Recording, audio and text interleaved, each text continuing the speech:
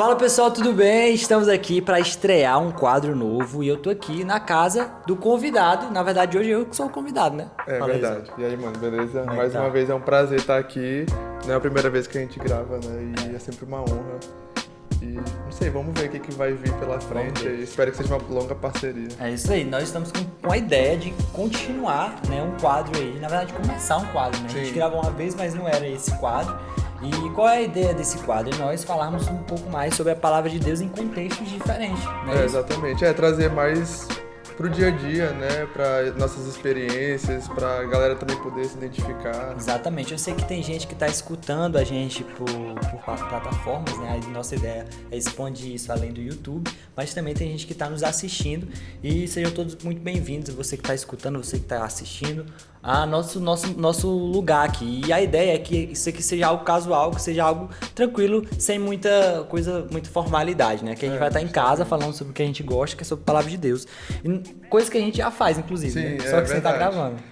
Na verdade isso aqui eu acho que é meio que uma extensão, né? Um transbordar daquilo que, como o João Pedro falou, a gente costuma fazer. Exatamente. Né? A gente se conhece tem pouco tempo, né? Mas sempre que a gente tem oportunidade, né? O João Pedro vem aqui na minha casa, eu vou na casa dele, a gente faz estudo bíblico, fala sobre a Bíblia. Exatamente. E é sempre uma honra, um prazer fazer isso com amigos, então é melhor Isso. ainda. E a gente tem, acredito muito que existem missões que Deus nos oferece e algo que eu sei que Deus tem me oferecido para trabalhar, para fazer em minha geração é exatamente isso. Talvez fazer algo que seja simples, mas que para uma pessoa seja importante, né? Que é falar aquilo que a gente tem vivido em Deus. E é isso que a gente vai fazer aqui. Mas para isso, antes da gente falar sobre a palavra de Deus, eu acho que a melhor maneira da gente ensinar é vivendo, né? E eu sei que a palavra de Deus um dia cativou o seu coração, assim como cativou o meu coração. Eu queria, Exau, que você contasse um pouco do teu testemunho. Antes da palavra de Deus, antes da gente se apaixonar pela palavra de Deus, a gente se apaixona por Jesus, né? E eu queria que tu falasse aí o teu encontro. Se você já teve o teu encontro. Cara, olha, essa é uma pergunta bem desafiadora pra mim. Talvez, eu não sei como... Interessante, né? Porque tem gente que já foi daquele dia. É justamente por isso, é porque eu não tenho esse dia, sabe? Pra mim é difícil falar sobre isso. E talvez algumas pessoas vão se identificar porque eu nasci num lar cristão, né? Quando eu nasci, meus pais já eram crentes, então eu cresci no contexto de igreja. E eu já pensei muito sobre essa pergunta, sobre esse assunto. Qual foi o momento da minha conversão? Quando foi que eu aceitei Jesus? E para mim sempre foi difícil encontrar uma resposta. Né? Eu lembro que uma vez eu fui convidado para dar um testemunho numa igreja, estava na missão e fui convidado, e aí eu falei, Deus, mas que testemunho que eu vou dar? Porque eu não tenho um testemunho de conversão, né? Aquela velha história, eu nunca fui ex-nada, né? Mas é claro que todos nós já fomos perdidos, ovelhas perdidas que foram encontradas. Sim. Pecamos e precisamos de Deus, então... Nós não nascemos bons, né? Exatamente, não, de jeito nenhum. Então, eu já fui ex alguma coisa, né? Talvez não o que é mais comum, né? Hoje na nossa sociedade. Mas, para mim, para responder a tua pergunta, eu creio que foi muito mais um processo, né? De conversão do que, teve um dia em que tudo mudou e tal. Claro que teve um dia que eu aceitei Jesus. É uma história até engraçada, porque a primeira vez que eu aceitei Jesus foi por acidente. Como é que foi? Tipo Cara, assim, alguém botou a arma pra tua ser Jesus, então... Não foi bem assim, mas eu era criança, eu tava na escola bíblica dominical, talvez algumas pessoas sabem do que eu tô falando, quem é mais das antigas. Caducando. Olha, sem piada sobre idade, tá? Por favor. Eu falei pra ele que o programa é Jovenzando.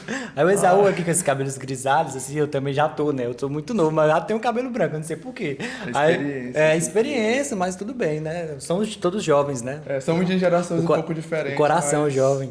Isso aí, o espírito jovem. Tô brincando, continua, gente. Mas não liga então, não. Eu era criança, né? E um dia eu tava na escola bíblica dominical, a professora tava dando aula, eu não sei sobre o quê, porque eu tava conversando com o meu colega do lado. Eu não tava prestando atenção nesse dia. Então eu não era um crente muito exemplar. Na EBD. Na EBD, exatamente. E aí eu lembro que eu vi todo mundo levantando a mão, todas as crianças levantando a mão, e aí eu olhei assim ao redor e falei assim, eu não vou ser o único que não vai levantar a mão. Eu não quero ser esquisito. Exatamente, eu levantei a mão também, aí a professora olhou pra mim e falou assim, você também quer aceitar Jesus? Aí tu... Aí eu... Eu não sei, acho que sim. né? Já que eu tô aqui, né? Então foi meio que assim, né? Então eu fiquei com vergonha de dizer que não, né? Que eu não tava entendendo o que tava acontecendo, mas fui. Tu Mas na tinha minha quantos anos? Ah, cara, eu acho que eu tinha uns, sei lá, 8, 9 anos de idade, por aí. Mais ou menos. Eu não lembro exatamente, mas era por aí. Mas na minha cabeça não tinha valido. Eu sempre achei que por ter sido acidentalmente, não tinha sido de coração, né? Então eu lembro que depois que eu já tinha me mudado aqui para Imperatriz, eu sou de Belém do Pará, originalmente, e a nossa família se mudou para Imperatriz aqui no Maranhão. E eu lembro que um dia eu tava num culto, o pastor Nonato tava pregando, se eu não me engano era ele que tava pregando.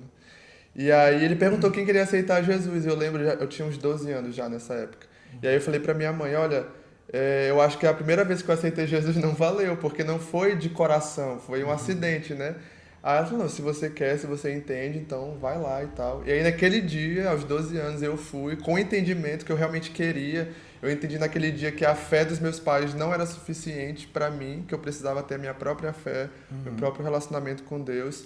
E foi o dia que eu conscientemente entreguei minha vida para Jesus e eu tomei uma decisão, que eu queria ter uma vida comprometida com Ele, queria caminhar com Ele. Já caminhava na igreja, mas ali foi o dia que eu tomei uma decisão mesmo consciente. Legal, interessante. Então foi mais ou menos com 12 anos, É, né? Bem foi. novo. Diferente de Sim. mim, que eu também fui novo, né? Na verdade, mas não tão novo quanto. Porque a gente nasceu em contexto diferente, porque na minha casa os pais do Esaú são pastores, né? Quando Sim. eles nasceram, quando você nasceu, Eles eles não não eram eram. pastores ainda, eles já eram cristãos, já eram líderes na igreja, Aham. mas não eram pastores ainda. Sim, meus pais não eram pastores e assim, eles sempre me levaram para a igreja, né? Em um determinado momento a gente até chegou a frequentar a igreja católica, depois igreja evangélica, mas eu tive um encontro com Jesus de verdade, assim, verdadeiro, com 16 anos, no encontro com Deus, né? Há cerca de 5 anos atrás. Foi muito marcante para mim, porque eu tive um encontro com uma realidade completamente diferente do que eu entendia sobre Sim. Deus, né? Eu acreditava que Deus era um homem que era poderoso, que estava num trono Distante, né? distante, exatamente. E aí eu entendi que ele era um Deus que se relacionava. E aí que eu tive o primeiro contato com isso daqui, que é o que a gente vai falar hoje, que é a palavra de Deus. E aí eu entendi uma coisa que eu não entendi ainda, que fez total diferença para o meu crescimento em conhecer Deus, né? Que é entender que tudo que eu preciso saber sobre Deus está exclusivamente na palavra de Deus, né? Amém. Não está nas séries que eu assisti, ou nas pessoas que eu assistia, ou no que as pessoas falavam, né? Eu me lembro que, olha, uma coisa engraçada aqui, eu lembrei do nada. Eu me lembro que tinha uma pessoa, uma moça que trabalhava na minha casa, que ela contava, um absurdo, isso me lembrou, isso me marcou na minha infância, que Deus tinha tentado, olha que loucura, eu lembrei do nada, que Deus tinha tentado fazer com que o homem menstruasse, e o Meu Deus, homem como não assim? menstruava. Não, aliás, o homem não conseguia, não conseguia se cuidar com a menstruação, entendeu? E aí ele passou isso pra mulher, e aí foi que a mulher... Bizarro. Isso, aí eu fui depois ver em Gênesis que não tem nada a ver com a história. Nossa. Tipo assim, a menstruação veio de outra... Então assim, era coisas que eu acreditava, mitos que eu escutava, Sim, meu Deus. e aí eu entendia que Deus era assim, entendeu? E uma coisa que eu nunca entendia e que eu entendi nesse encontro com Deus era o porquê que Jesus morreu. Eu falei, Deus, ele é Deus, ele pode fazer o que ele quiser, ele pode simplesmente pagar com outra forma os pecados, né? E eu entendi o porquê que Jesus teve que vir como homem e teve que morrer, e aí foi quando eu me apaixonei pela palavra de Deus. Porque quanto mais eu lia, né, assim, escutava, principalmente, porque no começo a gente tem muita vontade de ler, né? A gente quer verdade. escutar, que a gente vai ler e não entende muito.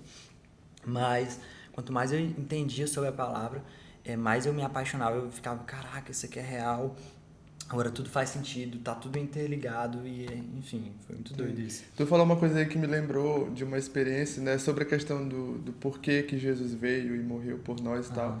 E tem a ver com essa pergunta ainda, né, sobre conversão, o momento do encontro com Jesus. E eu lembro que nessa situação que eu citei, né, que eu fui convidado para dar um testemunho, eu não sabia o que falar. E eu fui orar e perguntar para Deus, Deus, o que eu vou falar? Eu não tenho um dia que eu me converti, assim, não tenho essa lembrança forte, nessa experiência de que houve uma reviravolta na minha vida. Tipo, ontem eu era assim, hoje eu já sou totalmente diferente. E eu lembro que uma das coisas que Deus falou no meu coração naquele dia foi que a reviravolta que eu precisava na minha vida já tinha acontecido muito antes de eu nascer. quando Jesus tinha vindo ao mundo e morrido na cruz por mim. E aquilo me impactou muito, porque me tirou do centro da história. Porque a gente tem a tendência de se colocar, né? Sim. Ah, é a minha história, é a minha conversão, eu era isso e agora eu sou isso aqui, eu sou crente e tal. E não é sobre nós, é sobre o que Jesus fez. É claro que é a nossa história também, mas Jesus é o centro, até mesmo da nossa conversão. Não sou eu, não é você mesmo. Então aquilo me consolou naquele dia, me fez e tirou um peso. Tipo assim, não é sobre você, não é sobre o que você fez, a decisão que você tomou, mas é sobre o que Cristo já fez por mim. Então, quando Jesus morreu na cruz, antes mesmo de eu ter nascido, aconteceu uma grande reviravolta na minha vida. Sim. Não só na minha, mas na tua, na galera que está ouvindo e assistindo a gente. É legal, também. porque eu me lembro que tem um versículo que fala, porque dele, por ele e para ele são todas as coisas, né? E aí isso mudou minha mente. Até hoje eu acho que é um dos meus versículos preferidos, porque eu entendi que eu não sou o centro da história, eu não sou o principal, mas eu posso ser um coadjuvante que pode tentar ali fazer diferença na história, nas pessoas, na sociedade, né? E a gente tem essa oportunidade de ser uma pessoa, um coadjuvante principal, que é o quê? Que é fazer com que o personagem principal brilhe mais, né? Apontar para aquele Exatamente. que é o personagem principal. Que é Deus. E assim, eu queria saber de ti, Esaú, quando que teve o estralar de dedos para que você realmente se apaixonasse pela palavra de Deus? Foi alguma experiência? Foi com o tempo que você começou a gostar? O que fez com que você, tipo assim, o que eu falo apaixonar? É sentir o desejo de ler, de aprender mais de Deus. E aí a gente pode entrar sobre vários assuntos e a gente vai continuar com esses outros episódios do podcast futuramente. Como ser, por exemplo, como ser mais... qual a palavra que faz? Constante, né? Exatamente. E a gente vai falar em outros episódios, mas o que fez com que você realmente gostasse disso? Poxa, eu quero passar um tempo com a palavra de Deus aqui. Quando a gente estava conversando sobre isso, eu tentei lembrar, né, de alguns momentos marcantes a respeito disso. A minha primeira lembrança, que até tu tocou nesse ponto, né, que no começo é mais difícil, quando você começa a ler a Bíblia, quando você se converte, não é tão fácil, né? E a minha primeira lembrança é quando eu era criança, eu já estava num contexto cristão, e eu lembro que minha mãe colocava a gente para fazer devocional, para ler a Bíblia, orar, e eu lembro que muitas vezes eu não gostava, eu me sentia obrigado a fazer aquilo, eu queria estar fazendo outras coisas que criança gosta, né, brincando, assistindo TV, mas ela era meio que uma disciplina, a gente precisava fazer, senão a gente não podia fazer outras coisas, então tinha ali, era sagrado ter o tempo de ler a Bíblia, de orar, mas aquilo foi uma semente que foi plantada que mesmo no começo que fosse uma obrigação em alguns momentos, mas ficou marcado e me ensinou. E o outro momento que eu lembro que quando meu coração começou a se despertar mais e a partir começou a ter um interesse a partir de mim, eu lembro dos discipulados que eu tinha com uma pastora que foi minha primeira líder, digamos assim, minha primeira discipuladora, quando eu trabalhava no Ministério Infantil ainda, que é a pastora Keane, talvez alguns conheçam aqui. Beijo, pastora Keane. Um abraço, pastora Keane, muito obrigado.